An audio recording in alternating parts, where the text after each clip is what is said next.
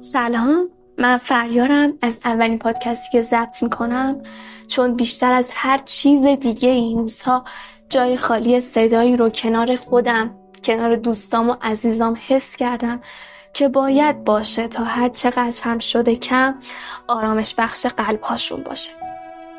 بابت جنگ و اتفاقات پیش افتاده واقعا متاسفم و از صمیم قلب آرزو میکنم هرچه سریعتر امنیت و آرامش رو بتونیم به خودمون و خانواده هامون برگردونیم. اما این روزها بیشتر از هر چیز دیگه ای میشنویم که نترس، قوی باش، نباید انقدر ضعیف و بزدل باشی. اما کی گفته که ما همیشه باید قوی باشیم؟ کی گفته خفه کردن احساساتمون توی قلبمون واقعا تعریف درست و خوبی برای قوی بودنه؟ اصلا کی میدونه درست و غلط چیه؟ یه فلش بک میزنیم به گذشته برای اینکه بفهمیم این باور قوی توی جامعهمون از کجا اومده. اولا این باور نهادینه شدن در تاریخ کل جهانه، اما در ایران ریشه های خاص‌تری داره. ریشه های تاریخی جهانی به اتفاقات و موضوعات مختلف برمیگرده. مثلا اول عصر کشاورزی و مردسالاری اولیه. از زمانی که جوامع کوچ به کشاورزی رسیدن و اون رو یاد گرفتن، کنترل احساسات برای مردها یه امتیاز بقا حساب می شد و مردی که خلاف اون رو انجام میداد غیر قابل اعتماد برای کار، شکار یا حتی حفاظت تلقی می شد. در تمدن‌های بزرگ مثل روم، اسپارت، چین باستان یا حتی سامورایی‌ها ویژگی‌هایی مثل قساوت، شجاعت و خویشتن‌داری احساسی ترویج پیدا کرد، چون یک جنگجو حق نداشت در برابر مرگ و شکست گریه کنه و این رفته رفته شد الگوی یک مرد ایدئال توی جامعه و کم کم حتی زنها هم مشابه اونها عمل کردن. و اگر بخوایم نگاهی به ریشه های اون توی ایران بندازیم، میتونیم به ادبیات و اسطوره هامون یه نگاهی بندازیم که در شاهنامه اسطوره های زیادی به ما نشون دادن اما برجسته ترین و تحسین شده ترین اسطوره ها کسایی هستند که به درد غلبه میکنن، نه کسایی که اونو ابراز میکنن. و اگر گریه‌ای هم توش وجود داره، از روی درد نبوده، از روی غیرت و وفاداری و شرافت بوده. تأثیر عرفان و اشعار هم توی این موضوع کم نبوده. بزرگان عرفان مثل مولوی، حافظ، سعدی احساسات رو میپذیرن، اما چیزی که به ما یاد دادن بیشتر معنی رها کردن نفس، تحمل درد برای رسیدن به معنا رو انتقال میداده و ناخودآگاه این برای ما جا افتاده که تحمل کن چون این رنج مقدسه، تحمل کن چون این درد تو رو به یه رستگاری بزرگ میرسونه.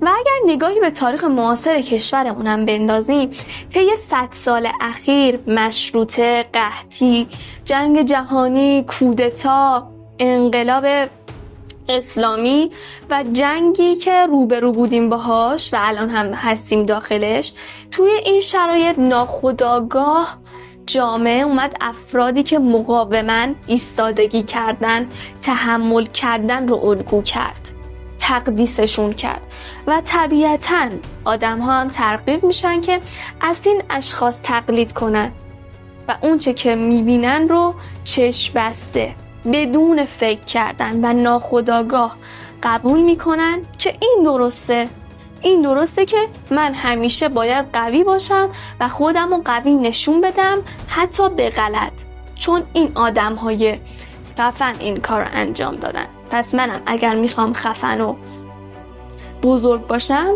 باید این کار رو انجام بدم. مثل مادرهایی که بی صدا داغ فرزند دیدن و هیچی نگفتن، زنایی که بی پناهیشون رو قورت دادن و چیزی نگفتن و مردانی که زیر بار مشکلات له شدن و دم نزدن. همیشه به مردهایی که گریه میکردن ضعیف بودن رو میچسبوندن و زنهایی که احساساتشون رو بروز میدادن برچسب هیجانی بودن و بی منطقی رو میدادن. خانواده از بچگی به همون میگفت مرد که گریه نمیکنه پسرم، انقدر خودتو ضعیف نشون نده. این پیام ها طی سالها زندگی ما احساسات رو دشمن عزت نفس ما کرد. توی مدرسه پاداشو به بچه‌هایی میدادن که ساکت و مطیع بودن و به حرف گوش میدادن. رسانه ها همیشه قهرمانا رو سنگدل و سر به زیر نشون میدادن، انگار که واقعا هیچی براشون مهم نبود. و تمام این هجمه ها باعث شد که الان بلد نیستیم از کسی کمک بخوایم، گریه کنیم بدون اینکه حس گناه کنیم و همدیگر رو انسانی و واقعی دوست داشته باشیم. انگار میترسیم که واقعا به هم نزدیک بشیم و خودمون رو نشون بدیم. از این حس بگذریم. شاید اینو هم نتونه قانعت کنه، اما تحقیقات علمی و دانشمندا راجبش چی میگن؟ راجب ابراز نکردن احساسات. اول از همه باید بدونیم که وقتی ما احساساتمون رو میخوریم، قایمش میکنیم، به خیال اینکه قوییم و خفنیم، در واقع داریم به بدن و مغزمون آسیب میزنیم. یه تحقیق معروف از دانشگاه استنفورد نشون داده که آدم‌هایی که احساساتشون رو سرکوب میکنن بیشتر دچار اضطراب و استرس میشن، چون مغزشون مدام در حال سانسور کردن و کنترل کردنه. و خب انرژی روانی ما تا یه جایی قد میده، یه جایی تموم میشه. اگر همش صرف این بشه که چیزی رو توی خودمون نگه داریم و قایمش کنیم، دیگه جایی برای تمرکز و آرامش نمیمونه. یه روانشناس دیگه ای هم به نام پنی بیکر، اگر اشتباه نکنم، روی این موضوع تحقیق کرده. میگه آدمایی که احساساتشون رو ابراز نمی‌کنن، دردشون از راه دیگه ای میزنه بیرون. با سردردهای مکرر، با دل درد، با تنگی نفس، تپش قلب شدید. بدن احساسی رو که تو فریاد نزدی به جای تو فریاد میزنه. از نظر مغزی هم وقتی حسی رو به زبون میاری، مثلا بگی الان من غمگینم، مغزت بخش خطرش که بهش میگن آمیگدالا رو آروم میکنه.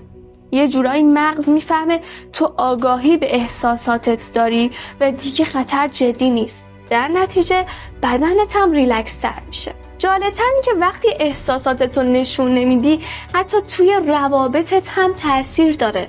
وقتی تو حرف نزنی از اون چیزی که اذیتت کرده، طرف مقابلت هم احساس امنیت نمیکنه که بخواد خود واقعیشو نشون بده. و اینجاست که کم کم فاصله ها بینتون شروع میشه. ما سال هاست که یاد گرفتیم خودمون رو سانسور کنیم. از خودمون فاصله گرفتیم. همه یه تمرکز ما شد تظاهر به قوی بودن، نه واقعا حال خوب داشتن. ولی وقتشه که برگردیم و احساساتمون رو به خودمون پس بدیم.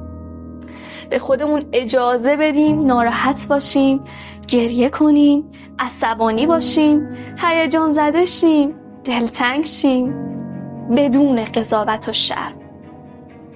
ما با احساسات ناقص نمیشیم، بلکه واقعی تر، انسان تر و زنده تر میشیم.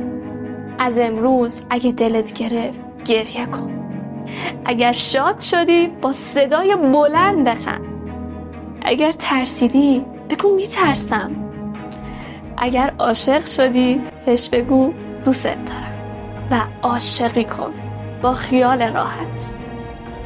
برگرد به بخشی از خودت که زنده است، حس میکنه، رشد میکنه، چون وسط همه اونا قدرت تو خوابیده. اینو از فریار یادت بمونه. ما نیومدیم مثل رباتا دووم بیاریم، ما اومدیم زندگی کنیم. زندگی بدون احساسات فقط یه زنده بودنه، نزیستن.